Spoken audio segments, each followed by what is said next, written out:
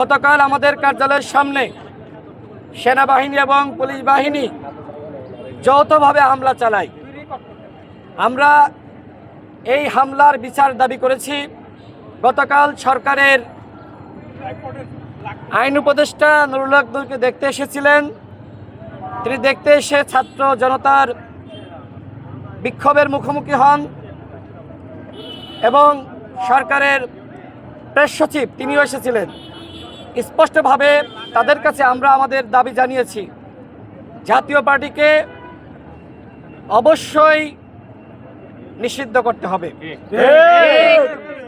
যেমনিভাবে আওয়ামী লীগের সাংগঠনিক কার্যক্রম নিষিদ্ধ করা হয়েছে, জাতীয় পার্টি সহ 14 দল এবং যারা ফ্যাসিবাদের দোসর তাদের সাংগঠনিক কার্যক্রম অবশ্যই নিষিদ্ধ করতে হবে। আওয়ামী লীগ যে অপরাধ করেছে তারা একই ধরনের অপরাধ করেছে, কিন্তু আমরা এখন শুনতে পাচ্ছি ডিজিএফআই এবং এদেশীয় যারা আওয়ামী লীগের এজেন্ট রয়েছে তারা মিলেমিশে জাতীয় পার্টিকে বিরোধী দল বানানোর একটি পায়তারা করছে। সরকারের অনেক উপদেষ্টারা এই বিষয়টি জানে। দেখেন, আমরা বারবার বলে আসছি একটি প্রতিরক্ষা সংস্কার কমিশন গঠন করা দরকার ছিল। যদি পুলিশের সংস্কার হয়, সেনাবাহিনীর কেন সংস্কার হবে না? আমরা কেন কথা বলতে পারবো না?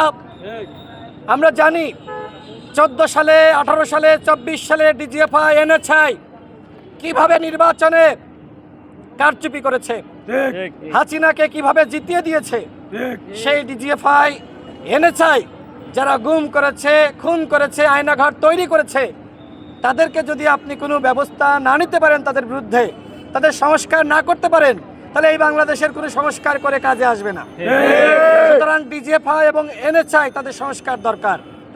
দেখেন, গতকাল লাল শার্ট পরিহিত যে ব্যক্তি হামলা চালিয়েছে সে কিন্তু নুরুল হক নূরের উপর হামলা করেনি। সে আমাদের ছাত্র অধিকার পরিষদের নেতা সম্রাটের উপরে হামলা চালিয়েছে। কিন্তু বলা হচ্ছে যে এই ব্যক্তি সেনাবাহিনী না, সেনাবাহিনীর কেউ নুরুল হক নূরের উপর হামলা চালায়নি। স্পষ্ট ভিডিও রয়েছে, সেনাবাহিনীর সদস্যরা তারা অতর্কিতভাবে হামলা চালিয়েছে, আমাদেরকে রক্তাক্ত করেছে, নুরুল হক নূরের বুকে লাঠি দিয়ে খোঁচা দিয়েছে, একের পর এক তার মাথায়, চোখে, মুখে সেনসিটিভ জায়গায় আঘাত করা হয়েছে। তার মানে কি? তার মানে নুরুল হক নূরকে পরিকল্পিতভাবে হত্যা চেষ্টার উদ্দেশ্যেই এই হামলা করা হয়েছে। এখন আপনাদের কাছে আমার প্রশ্ন, সেনাবাহিনীর যে সকল সদস্যরা, পুলিশের যে সকল সদস্যরা এইভাবে হামলা করলো, তাদের নামে মামলা দেওয়া হলে মামলা কি নেওয়া হবে? গতকালই আমরা পুলিশের সাথে যোগাযোগ করি, মামলার বিষয়ে কথা বলি, কিন্তু সেনাবাহিনীর বিরুদ্ধে তারা মামলা নিবে না, সেটা আমি শতভাগ নিশ্চিত। তাহলে কি করতে হবে? সেনাপ্রধানকে বলতে চাই, আপনি যদি এই ঘটনার দায় না নিতে চান, তাহলে অবশ্যই আপনাকে সেনাবাহিনীর যে সকল দুষ্কৃতিকারীরা নুরুল হক নূরকে হত্যা চেষ্টা করেছে, রক্তাক্ত করেছে, মাথা ফাটিয়েছে, চোখে আঘাত করেছে, নাক ফাটিয়ে দিয়েছে, বুকে বুট জুতা দিয়ে পাড়িয়েছে, তাদের বিরুদ্ধে ব্যবস্থা নিতে হবে। তাদেরকে চাকরিচ্যুত করতে হবে, তাদেরকে বহিষ্কার করতে হবে এবং সেনা আইনে তাদের বিরুদ্ধে যে ধরনের ব্যবস্থা নেওয়া দরকার সেই ব্যবস্থা নিতে হবে। যদি ব্যবস্থা না নেন, তাহলে আমরা ধরে নিব সেনাপ্রধান এই ঘটনার সাথে তিনি জড়িত। আর যদি তিনি জড়িত না হন, তাহলে অবশ্যই ব্যবস্থা নিতে হবে। বল কিন্তু আপনার কোর্টে। ঠিক একইভাবে এই যে খোদা বক্স, আমরা শুনতে পাচ্ছি যে এই ঘটনায় তার নির্দেশনা ছিল। তার নির্দেশনা না থাকলে সেনাবাহিনী, পুলিশ বাহিনী, ডিবি যৌথভাবে এই হামলা চালাতে পারে না। আমাদের প্রধান উপদেষ্টার বিশেষ সহকারী, আমরা সরকারকে বলবো তদন্ত করুন, প্রধান উপদেষ্টাকে বলবো এই ঘটনার দায় আপনাকে নিতে হবে এবং এই দায় নিয়ে স্বরাষ্ট্র উপদেষ্টাকে বহিষ্কার করতে হবে। আমরা স্বরাষ্ট্র উপদেষ্টার পদত্যাগ দাবি করছি। তিনি যেহেতু বাংলাদেশের আইন শৃঙ্খলা পরিস্থিতি ঠিক করতে পারছেন না, সুতরাং এই দায় নিয়ে তার লজ্জা থাকলে পদত্যাগ করা উচিত। পুলিশের মধ্যে যারা আওয়ামী লীগের প্রেতাত্মা রয়েছে তাদেরকে অবশ্যই চাকরিচ্যুত করতে হবে।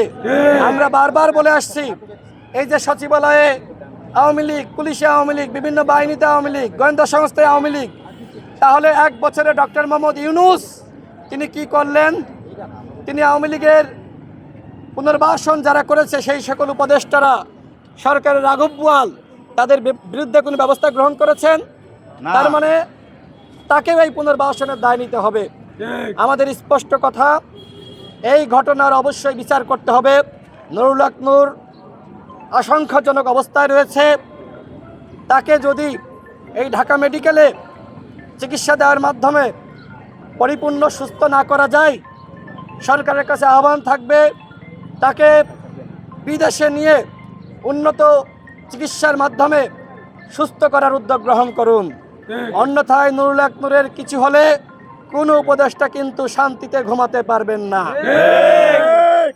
আমি বাংলাদেশের ফ্যাসিবাদ বিরোধী শক্তিকে এক এবং ঐক্যবদ্ধ থাকার আহ্বান জানাচ্ছি। গতকাল নুরুল হক নূরের মাধ্যমে শুরু হয়েছে, এরপরে বিএনপির শীর্ষ নেতৃত্ব, জামাতের শীর্ষ নেতৃত্ব, গণতন্ত্র মঞ্চের শীর্ষ নেতৃত্ব, ইসলামিক অন্যান্য দলের শীর্ষ নেতৃত্ব, আপনাদের পালা, এনসিপির নেতাদের পালা। সুতরাং যদি সবাই বাঁচতে চান, যেমনিভাবে আওয়ামী লীগের বিরুদ্ধে এক হয়েছিলেন, এখনও এখন যদি আমরা এক থাকতে না পারি, তাহলে আমাদেরকে একে একে সাইজ করা হবে। আজকে বিভক্ত হয়ে গিয়েছি, যে কারণে গণ অধিকার পরিষদকে সাইজ করার এই সাহস তারা দেখিয়েছে। কত বড় স্পর্ধা! আমরা আমাদের অফিসের সামনে সেখানে প্রেস ব্রিফিং করছি। আমরা কিন্তু জাতীয় পার্টির কার্যালয়ের সামনে যাইনি, আমাদের কোনো নেতাকর্মী যায়নি। আমরা আমাদের অফিসের সামনে প্রেস ব্রিফিং শুরু করেছি। সেই অবস্থায় নুরুল হক নূরকে চিনে না সেনাবাহিনীর এমন কোনো কর্মকর্তা সদস্য আছে? পুলিশের এমন কেউ আছে? তার মানে চেনার পরেও পরিকল্পিতভাবে নুরুল হক নূরকে হত্যা করে এদেশের ফ্যাসিবাদ বিরোধী শক্তিকে ভয় দেখানোর জন্য এই নীল নকশা হাতে নেওয়া হয়েছে। এইটা একটা মাস্টার প্ল্যান।